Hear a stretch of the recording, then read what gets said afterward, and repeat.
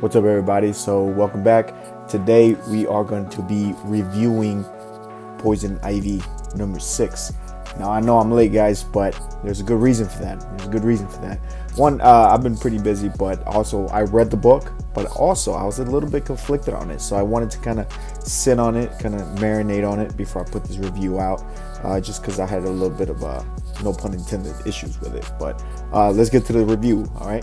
All right, y'all. So here are the two books that I picked up. Let me see if I can adjust this camera here real quick to get a better angle on it. So I ended up getting both of them, man. They threw both of these into my box, so I went ahead and picked it up. But again, like I said, this one's going to be the best one of the week, in my opinion, the Jenny Frison one. Even though there's going to be a new Jenny Frison one coming out in a future issue that I think is going to be amazing. So check this out, guys. Here is the cover issue. I don't even know why. I just get the extra bag and board because they come. You get them for free at the LCS every time you buy a new book. But check this out, man. I love the art. All right, go ahead and say that. I love the art. All right, let's look at who did the art. Brian Level. All right, he did some of the art, and Marcio Takada did 4 pages 14 through 22. Last time we left off, right, Poison Ivy was in trouble. She was getting last issue was a great issue. I thought there was a lot of stuff going on. Poison Ivy was kind of cornered when we last saw her, and she had this Batman hallucination thing going on.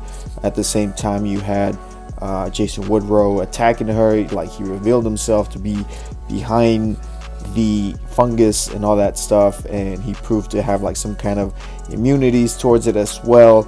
And he also revealed that the reason he was doing it is not because he wanted to kill the host, but because he wanted mind control, the same way that fungus in the Amazon jungle do to ants. That's kind of what his goal was as well. So that's where we left off last time. So this is still her telling the story as if she's writing it as her final letter to Harley Quinn. But so in a way, this is kind of like already telling us that did she find a way out, and did she find a way out to write this letter, and is she wounded now, or how did she get out of this? But there are some things that were going on here, right? So we had Jason Woodrow trying to use mind control to, I guess, make Ivy stab herself, and then at the same time you had like her subconscious Batman kind of talking to her and kind of coaching it through. I don't know, I feel like that little bit of dynamic with that Batman, it didn't fit as well. I thought he was a lot better as a comic relief during the last issue, but I don't know if I could take him seriously now that he was trying to inspire Poison Ivy to keep fighting or to keep moving forward. So I kind of had a little issue with that, but overall, you just kind of get a little mumbo jumbo. She's kind of holding her knife, and they're just kind of talking it through. In the end, she does stab herself and wounds herself. She starts bleeding.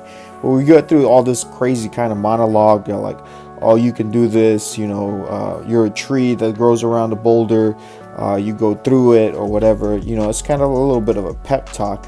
Meanwhile, Jason Woodrow's like taunting her and kind of a fighting of philosophies here. And as we can see here, she kind of like used like her last need of force, like her willpower, I guess, to protect herself. And she kind of like, I don't know, it created this suit that we've been seeing like on all these like variant covers, like this right here. This is a suit that we finally see come into manifest, and I think it's pretty cool. You kind of see that she is able to defeat Jason Woodrow just kind of pretty easily. So she kind of just like pulls down the roof on him, and he's like, "You're gonna kill us both," and she's like, "So be it." Some of these 90 covers look pretty dope. I love that Wonder Woman one.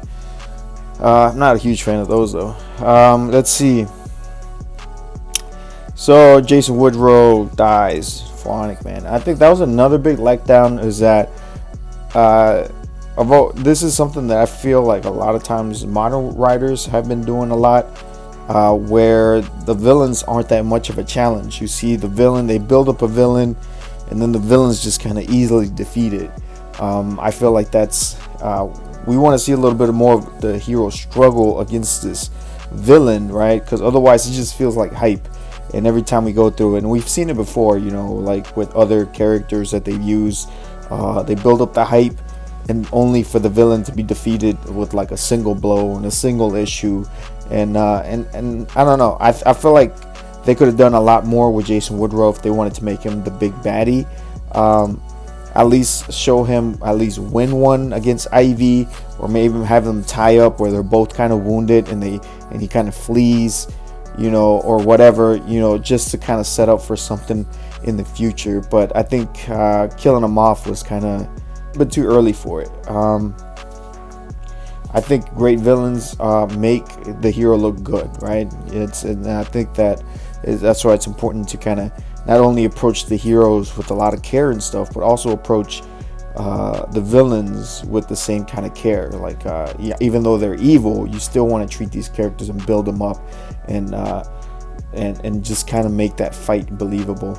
So then afterwards, she kind of goes to sleep, and we kind of feel like she's about to die or something. She finishes out her manifesto that she's writing to Ivy, and she kind of they continue to talk to each other. And this another thing, there was a lot more talking here between them than there was, and it's more like a philosophy of like, why do you want to save this planet? And we kind of go back over that. And then we kind of find Ivy kind of finding herself at peace, right? She's like, okay, my goal is to save the planet, but you know, she's like, I am a villain, and that's who I am, and that's what I need to be, because a lot of times heroes don't really take the time to go for the things that they need to save, right? They're just kind of doing things that they're kind of just like chasing they're just kind of chasing sirens. I think that's what she was kind of trying to say. They're very short-sighted, I think, or they're like too busy doing other stuff. That she says that there's no one really there to save the green, even though there's a guy in the swamp that actually does do that.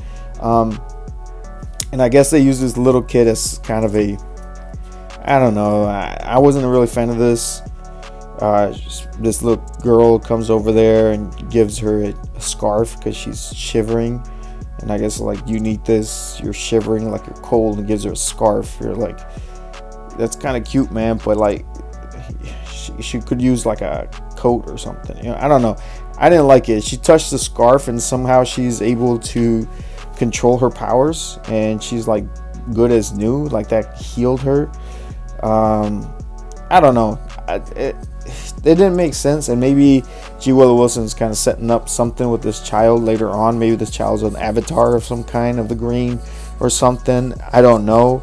But unless there's a payoff, it kind of felt a little out of place and kind of forced in. So you kind of see Ivy kind of strapping up on boots, putting on her suit, and then the letter finally gets to Harley Quinn, who decides that she's gonna go after her. And then here you have she's talking about she's gonna be taking on the people who are responsible for killing the planet, and to inspire others to do the same, because evil is real and stuff. And here we see this woman, right? So I think that we're heading in a direction where she's going to be taking on the oil companies, or anybody who like litters and stuff. And this is like something that a road that we've taken before. I know Alan Moore in Swamp Thing did it a little bit. I know Nancy Collins has also visited this before as well, with activists who are trying to save the environment. We've had some Aquaman stories with the Sea Devils in recent years. They kind of touch that, and this is kind of the direction where I kind of wanted to see Poison Ivy do if she was an ongoing story. So we are very this is the best part, I think, of the stories, is the direction that I see this going. Of course, the monster in the back of her van is still there. We don't know if that's Jason Woodrow or what, or if that's just kind of like something else. I don't know. Overall, this issue was not my favorite. I think maybe I hyped it up in my mind a little bit more than I thought it was going to be. And I just feel like a lot too much of it was just crammed into one issue. And overall, I still love the art in here. I still love the Poison Ivy as a story. And I think the best part was the direction that we're going to be going into, where we're going to go into like some Poison Ivy taking on some corporate evil people. Like, I love those kind of stories. So overall, I thought this was a good issue. However, I think the ending was not very satisfying. I think Jason Woodrow should have stuck around a little bit more, or maybe a little bit more fighting. I don't know. I felt like I don't know. Like, I just felt like I was hoping to get a little bit more out of this. But then again, we have to understand that G. Willow Wilson only had 6 issues to begin with, so she had to kind of wrap this up pretty fast. That's what it felt like. Like, oh, okay, I got my last issue. You know, it's a mini series. Got to wrap this up and then set this up for the next, story arc. But I feel like maybe now that she's got, more issues to work with, we start kind of unpacking a little bit things, and we start exploring some of the other characters in Ivy's world, because I think that G. Willow Wilson has done a great job of establishing Poison Ivy here within the world of DC Universe. Like, she's fleshed her out now we need to get a villain fleshed out. Now we need to get some of the pieces around her fleshed out as well, and maybe see her interact with other people within this green universe. Maybe see a Swamp Thing appearance or something like that. I think that this first miniseries had its ups and downs. There was like 2 issues that I really didn't like, and then the rest of them were like phenomenal. So I'm hoping that G. Willow Wilson really hits her stride with this next one, and hopefully they lean more into some of that little horror stuff. I think those were some of the best issues here with the horror elements. I think that I really love that. So anyways, that's it for that. Thank you guys for coming through and hanging out with me and stuff like that. I said that on this, we're going to be giving this out, this signed copy of Poison Ivy by Jenny Frison. All right, and I said I was going to let you guys know how you're going to win. So by the time you watch this video, I'm going to let 1 week transpire after the dropping of this video. That way I can use the comments on this video as well for an entry. Like I said, every time you commented on a Poison Ivy series, that's going to count as an entry to win for this. It's just kind of me saying thank you guys for coming in and partaking with me in this discussion as well. And then in the future, and then 1 week from now, I'm going to go on IG Live and I'm going to do the whole randomizer and stuff like that. Do the winner there, right? Now, if you're not subscribed to my IG or you don't follow me on IG, that's all right, because I'm going to share that I'm going to record it and then I'm going to re-upload it here on YouTube so you guys can find out who the winner was. All right, guys, so just let me know in the comments below, like, what did you guys think about this first arc? Was it kind of bittersweet for you as it was for me, or am I missing something? All right, guys, take care. All right, stay cool.